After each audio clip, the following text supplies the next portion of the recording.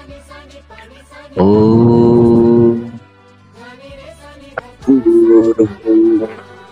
स्वाहा तत्सवितुर्वरेण्यं भर्गो देवस्य धीमहि धियो यो नः प्रचोदयात्। ओम सद्गुरु चरण कमलेभ्यो नमः। परम पूज्य गुरुदेव परमवंदनीय माता जी के दिव्य संरक्षण में विराजमान ऑनलाइन दैनिक स्वाध्याय के इस कार्यक्रम में आप सबका साथियों बहुत बहुत स्वागत, बहुत बहुत अभिनंदन है। आइए आज के सत्र का शुभारंभ किया जाए। हिमालयी अस्मिता के सुलगते प्रश्न इस अध्याय से हम लोग प्रारंभ करेंगे। हिमालय देश का मुकुट है, इसका बड़ा महत्व है, परंतु आज समूचा हिमालय क्षेत्र ही संकट में है। इसका प्रमुख कारण इस समूचे क्षेत्र में विकास के नाम पर अंधाधुंध बन रहे अनगिनत बांध हैं। दुख इस बात का है कि हमारे नीति नियंताओं ने कभी भी इसके दुष्परिणामों के बारे में सोचा तक नहीं। उस स्थिति में भी जबकि अनेकों वैज्ञानिकों ने इस बात को सिद्ध कर दिया है कि बांध पर्यावरण के लिए भीषण खतरा है, दुनिया के दूसरे देश अपने यहाँ से धीरे धीरे बांधों को कम करते जा रहे हैं। प्रश्न यह उठता है कि यदि यह सिलसिला इसी तरह जारी रहा तो इस पूरे हिमालयी क्षेत्र का पर्यावरण कैसे बचेगा। आज वैज्ञानिक, पर्यावरणविद और समाज विज्ञानी सभी मानते हैं कि हिमालय की सुरक्षा के लिए सरकार को इस क्षेत्र में जल, जंगल और जमीन को बचाने के लिए पर्वतीय क्षेत्र के विकास के मौजूदा मॉडल को बदलना होगा। हिमालय को प्रदूषण से बचाना आज की सबसे बड़ी चुनौती बन गया है। इसलिए इस क्षेत्र में पारिस्थितिकी संरक्षण के लिए काम करने की महती आवश्यकता है। कारण हिमालय पर पारिस्थितिकी का खतरा बढ़ गया है। इस स्थिति में हिमालय पर पर्यावरण संरक्षण के लिए काम करना सबसे बड़ी सेवा है। कितनी चिंता की बात है साथियों, हिमालय के विषय में यहाँ पर बहुत ही चिंतास्पद बात लिखी गई है कि हमें न तो पर्यावरण की चिंता है न मानव जीवन की। इसी सोच के चलते हिमालय के अंग भंग होने का सिलसिला आज भी थमा नहीं है और इसमें हिमालयी राज्यों ने अहम भूमिका निभाई है। सिस्मिक जोन 5 में होने के कारण इस क्षेत्र में भूकंप का खतरा हमेशा बना ही रहता है। फिर जल विद्युत परियोजनाओं के कारण सुरंग बनाने हेतु किए जाने वाले विस्फोट के परिणाम स्वरूप वहां रहने वालों के घर तो तबाह होते ही हैं, वहां के जल स्रोत भी खतरे में पड़ जाते हैं। विशेषज्ञ मानते हैं कि हिमालयी क्षेत्र से निकलने वाली नदियों और वनों को यदि समय रहते नहीं बचाया गया तो इसका दुष्प्रभाव पूरे देश में पड़े बिना नहीं रहेगा। यदि हिमालय बचेगा तभी नदियां बचेंगी और तभी इस क्षेत्र में बसने वाली आबादी का जीवन भी सुरक्षित रह पाएगा। विकास के ढेरों दावों के बावजूद अभी भी हिमालय क्षेत्र में रहने वाली तकरीबन 80% आबादी सरकारी योजनाओं के लाभ से वंचित है। हिमालय से निकली नदियों की हमारे देश में हरित और श्वेत क्रांति में महती भूमिका रही है। इन्हीं नदियों पर बने बांध देश की ऊर्जा संबंधी आवश्यकताओं की पूर्ति की दिशा में अपना महत्वपूर्ण योगदान देते हैं। लेकिन विडंबना देखिए कि उसी हिमालय क्षेत्र के तकरीबन 40 से 50% गांव आज भी अंधेरे में रहने को विवश हैं। 60 से 65% देश के लोगों की प्यास बुझाने वाला हिमालय अपने ही लोगों की प्यास बुझाने में असमर्थ है। समूचे हिमालयी क्षेत्र में पीने के पानी की समस्या है। वहां की खेती तक मानसून पर निर्भर है और यदि मानसून समय पर नहीं आया तो खेती पानी के लिए तरसती है। गौरतलब है कि पर्यावरण विनाश का सबसे ज्यादा प्रभाव सबसे पहले हिमालय पर ही पड़ता है। पर्यावरण से की गई छेड़छाड़ का सीधा असर यहीं पर होता है, जिसके कारण हिमालय हिलता है। भूकंप, बाढ़ आदि आपदाएं इसका जीता जागता प्रमाण है। उत्तराखंड की भीषण त्रासदी भी इसी का प्रतीक है। इसमें दो राय नहीं कि देश के पूर्वोत्तर राज्यों नेपाल और चीन से लगे सीमावर्ती इलाके का समूचा हिमालयी क्षेत्र लंबे समय से विनाशकारी भूकंपों की तबाही झेलता रहा है। दरअसल यह पूरा का पूरा हिमालयी क्षेत्र भारतीय और यूरेशियन प्लेटों की टकराहट वाले भूगर्भीय क्षेत्र में आता है। भूगर्भ में यूरेशियन प्लेटों की टक्कर से भारतीय प्लेटें हर साल 45 मिलीमीटर की दर से नीचे खिसक रही हैं। प्लेटों में टकराहट के दौरान दबाव से बनी ऊर्जा भूकंप के रूप में बाहर निकलती है।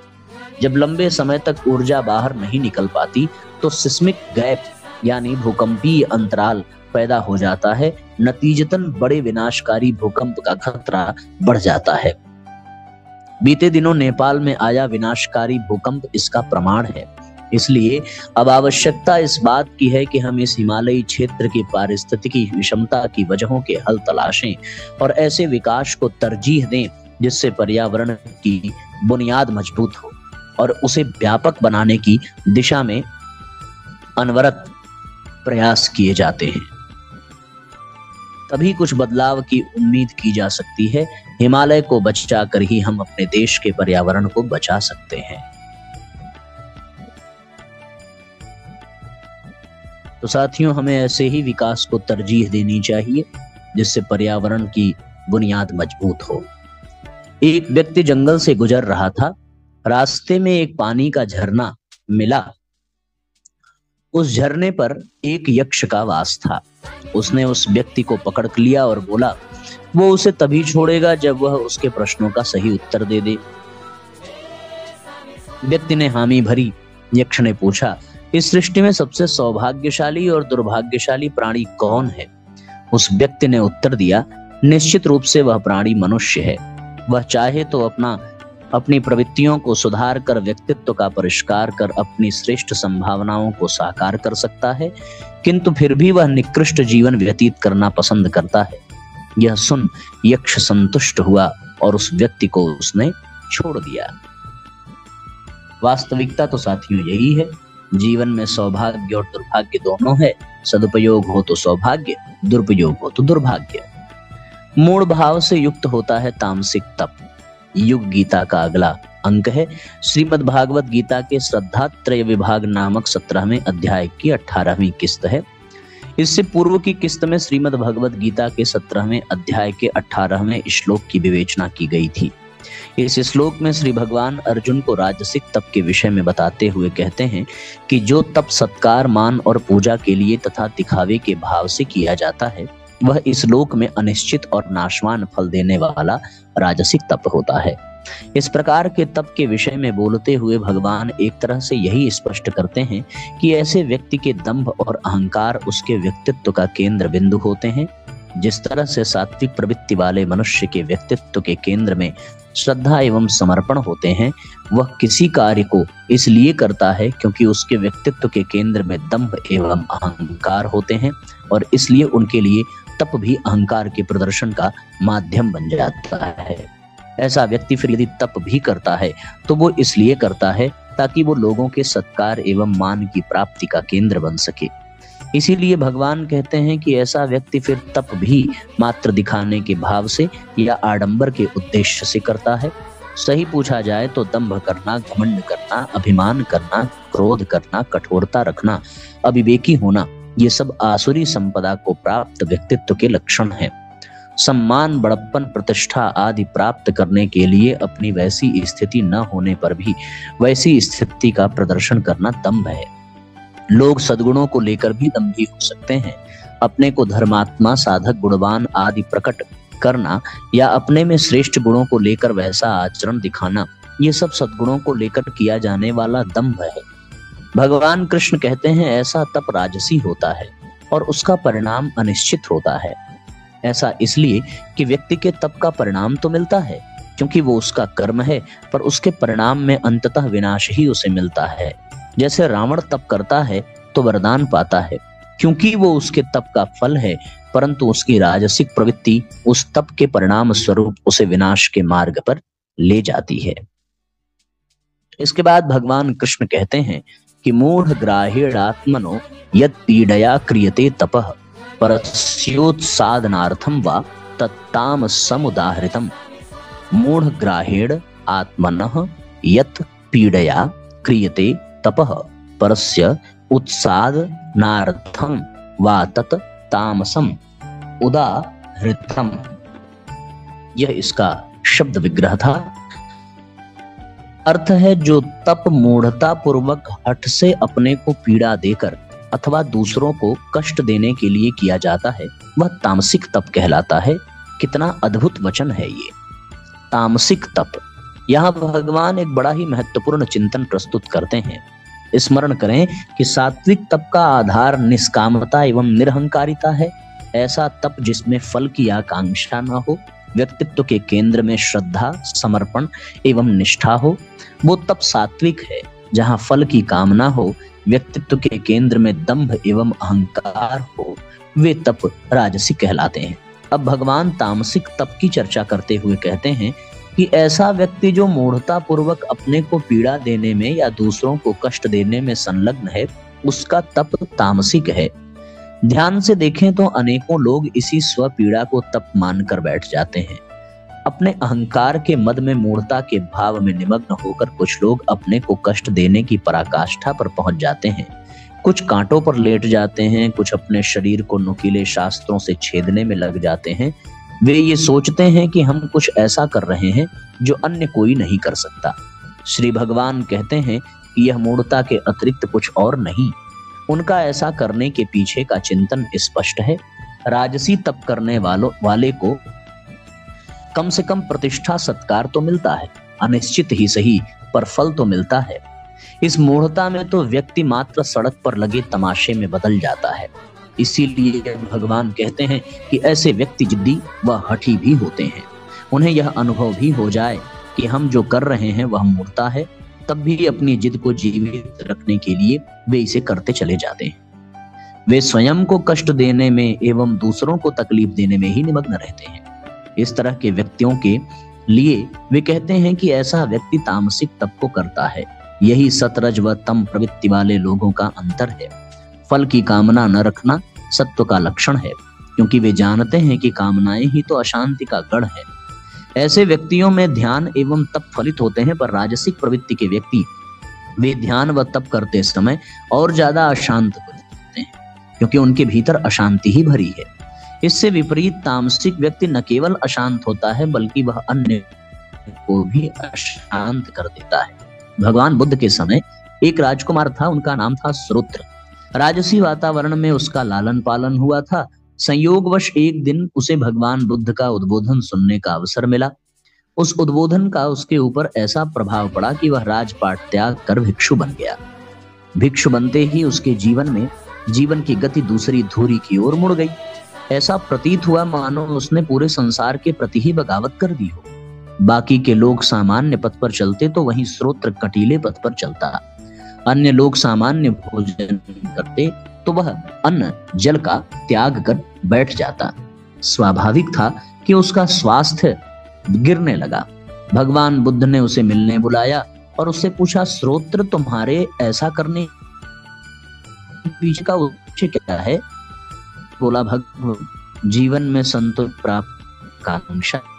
भगवान बुद्ध ने प्रश्न किया, श्रोत्र वीणा के तार यदि ज्यादा कसे हों या ज्यादा ढीले हों तो क्या उसमें से संगीत आएगा? श्रोत्र ने न में उत्तर दिया। भगवान बुद्ध बोले, जीवन को भी न ज्यादा कसो न ज्यादा ढीला छोड़ो, संतुलन ही साधना है। तो इस तरह मूढ़ व्यक्ति के जीवन में कोई संगीत संतुलन जन्म नहीं ले पाते, क्योंकि उसकी ऊर्जा अपने आप को पीड़ा देने में ही चली जाती है। यही मूढ़ चित्त के व्यक्ति के जीवन का मुख्य आधार है। उसको अपने सुख से ज्यादा दूसरों को दुख देने में या स्वयं को पीड़ा देने में रस आता है। उसका स्वयं कुछ मिले न मिले, उसे दूसरों का झपटने में ज्यादा रस होता है। मूढ़ात्मा तामसिक व्यक्ति दूसरे को दुख देने में अपना सुख मानता है। राजसिक व्यक्ति स्वयं को सुख देने में सुख मानता है, जबकि सात्विक व्यक्ति दूसरों को सुख देने में अपना सुख मानता है। श्री भगवान यहाँ कहते हैं कि तामसिक मनुष्यों में मूढ़ भाव की प्रधानता रहती है। अतः जिसमें शरीर को मन को कष्ट हो उसी को वे तप मानते हैं। साथ ही वे तप का परिणाम दूसरों को कष्ट देने में, अनिष्ट करने में लगाना चाहते हैं। इसीलिए हिरण्यकशिपु, हिरण्याक्ष, रावण इत्यादि व्यक्तित्व तपस्या करने के बाद उससे प्राप्त सिद्धि का दुरुपयोग दूसरों को कष्ट देने में करने लग जाते हैं। ऐसे लोगों का तप तामसिक तप होता है। ऐसा श्री भगवान इस श्लोक में कहते हैं। एवं यह कहते हैं कि यह तब तामसिक होने के कारण सात्विक परिणाम नहीं दे पाता है। क्रमशः नसीरुद्दीन एक राज्य के बादशाह थे, परंतु वे अवकाश के समय टोपियां बनाते थे एवं उनसे जो धन प्राप्त होता था उसी से अपना खर्च चलाते थे। बादशाह की बेगम स्वयं हाथ से खाना पकाया करती थी। एक बार खाना पकाते हुए उनका हाथ जल गया। वो सोचने लगी कि बादशाह की बेगम होते हुए भी उन्हें एक नौकर तक नहीं मिलता। उन्होंने अपने पति से कहा, आप इतने बड़े राज्य के स्वामी हैं, क्या आप हमारे लिए भोजन पकाने वाले एक नौकर का भी प्रबंध नहीं कर सकते? नसीरुद्दीन ने उत्तर दिया, बेगम, आपके लिए नौकर रखा जा सकता है, बशर्ते कि हम अपने सिद्धांतों से डिग जाएं। राज्य, धन, वैभव तो प्रजा का है, हम तो उसके संरक्षक मात्र हैं। उसका उपयोग अपने लिए करें, यह तो बेईमानी होगी। उनकी सिद्धांत निष्ठा से पत्नी अभिभूत हो गई और पूर्ण समर्पण के साथ पति के जीवन लक्ष्य में सहयोग करने लगी। मितव्ययिता पूर्वक जीवन ही सुख का आधार है। वास्तव में साथियों, यही सिद्धांत है, यही आदर्श है। आज का अंतिम अध्याय दाम्पत्य प्रेम और समर्पण के प्रतीक सारस पक्षी का रोचक संसार। पक्षियों में सारस एक विशिष्ट स्थान रखता है, जो अपनी कुछ विशेषताओं के कारण ध्यान आकर्षित करता है। यह उड़ान भरने वाला सबसे बड़ा पक्षी है, जो भारत में सबसे अधिक गंगीय क्षेत्र में पाया जाता है। दाम्पत्य प्रेम और समर्पण के प्रतीक सारस पक्षी का अपना विशिष्ट सांस्कृतिक महत्व भी है। संस्कृत के प्रथम महाकाव्य वाल्मीकि रामायण की प्रथम कविता का श्रेय सारस को ही जाता है। भारत में सारस को क्रौंच पक्षी के नाम से भी जाना जाता है। रामायण की प्रथम कविता का श्रेय इसी क्रौंच पक्षी को जाता है। महर्षि वाल्मीकि एक बार राह से गुजर रहे थे, तो मार्ग में इनकी नजर प्रेम कीड़ा में मग्न क्रौंच पक्षी के जोड़े पर पड़ी। तभी एक शिकारी ने तीर से एक सारस का निशाना साधा और वह पक्षी तड़प तड़प कर मर गया। इसके वियोग में शोक विह्वल दूसरे पक्षी को चीत्कार से वाल्मीकि का कवि हृदय व्यथित हुआ। वह उनके मुख से सहज ही ये शब्द प्रस्फुटित हुए, मां निषाद प्रतिष्ठाम त्वम गमः शाश्वती ही समाहा यत् क्रौंच मिथुनादिकमवधिः काम मोहितम। अर्थात हे निषाद, तुम अनंत काल तक प्रतिष्ठा प्राप्त न कर सकोगे, क्योंकि तुमने बिना किसी अपराध के प्रणय क्रीड़ा में मग्न क्रौंच पक्षियों के जोड़े में से एक का वध कर डाला है। श्लोक की यह रचना आगे वाल्मीकि रामायण के रूप में विस्तार पा गई। आश्चर्य नहीं कि सारस पक्षी जोड़े में रहते हैं।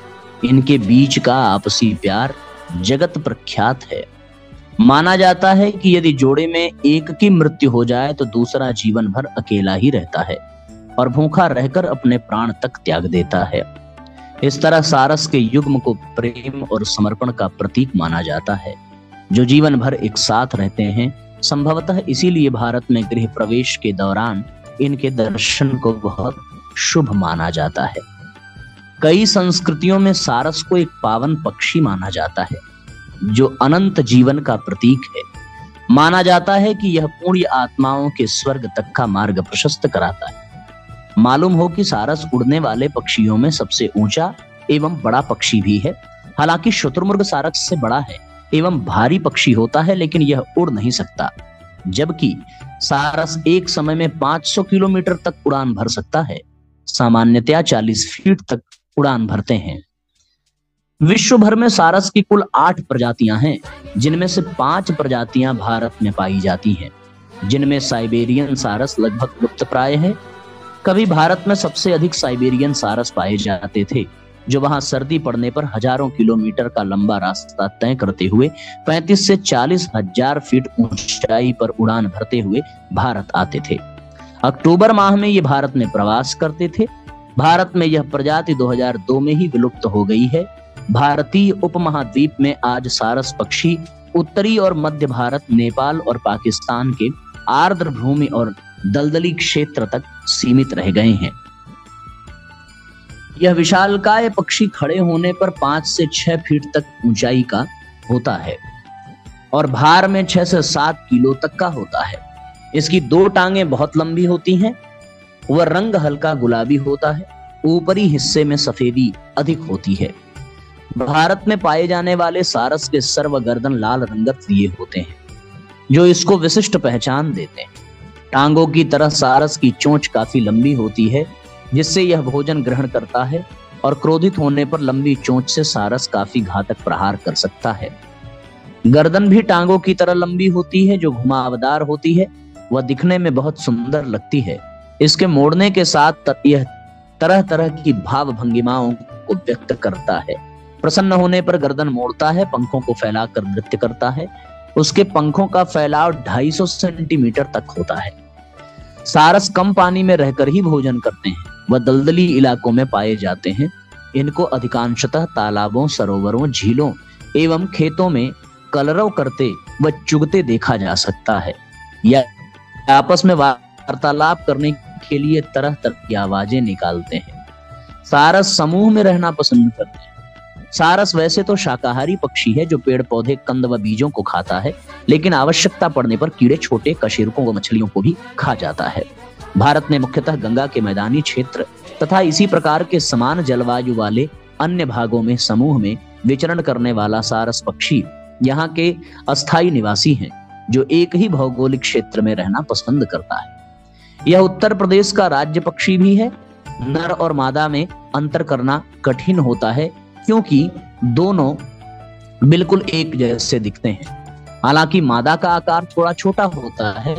इसके प्रजनन व समय वर्षा ऋतु में होते हैं। मादा एक बार में अधिकांशतः 2 से 3 अंडे देती है। लगभग 1 माह बाद इन अंडों से बच्चे निकलते हैं, जिनको दोनों मिलकर सेते हैं। देखभाल का जिम्मा अधिकांशतः नर सारस का होता है। 2 वर्ष के होने पर सारस के बच्चे उड़ने योग्य हो जाते हैं। उनकी औसतन आयु 15 से 18 वर्ष की होती है। सारस पक्षी विश्व में विलुप्त के कगार पर है।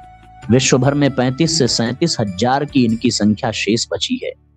कई देशों में ये पूर्णतया विलुप्त हो चुके हैं। मलेशिया, फिलीपींस और थाईलैंड में सारस पक्षी की यह प्रजाति पूरी तरह से विलुप्त हो चुकी है। भारत में कभी यह पक्षी उत्तर प्रदेश, बिहार, राजस्थान, पश्चिम बंगाल, गुजरात, मध्य प्रदेश और असम के धान के खेतों में आमतौर पर देखा जाता था, लेकिन आज इनकी आबादी घट रही है। भारत में केवल 15 से 20 हजार ही शेष हैं, जिनमें से अधिकांश उत्तर प्रदेश में है। इनकी जनसंख्या घटने का मुख्य कारण जलवायु परिवर्तन और शिकार है। साथ ही अंधाधुंध विकास और प्राकृतिक परिवेश की कमी भी है। वैश्विक स्तर पर इसकी संख्या में हो रही कमी को देखते हुए इसे संकटग्रस्त प्रजाति घोषित किया गया है। भारतवर्ष में भी विकसित स्थानों पर यह पक्षी लुप्त प्राय हो चला है। इस पावन पक्षी के संरक्षण के लिए हर स्तर पर विशिष्ट प्रयास की आवश्यकता है। आदित्यो हवै प्राणः, अर्थात वह सूर्य ही सृष्टि का प्राण है। इस तरीके से साथियों हम लोगों का स्वाध्याय का यह क्रम संपन्न हुआ। आइए गायत्री मंत्र साथ साथ बोलेंगे। ओम भूर्भुवः स्वः तत्सवितुर्वरेण्यं भर्गो देवस्य धीमहि धियो यो प्रचोदयात्। सभी आत्मीय बंधुओं को बहुत बहुत प्रणाम। सबको बहुत बहुत धन्यवाद। सबको नमस्कार। सबका मंगल हो। शुभ रात्रि।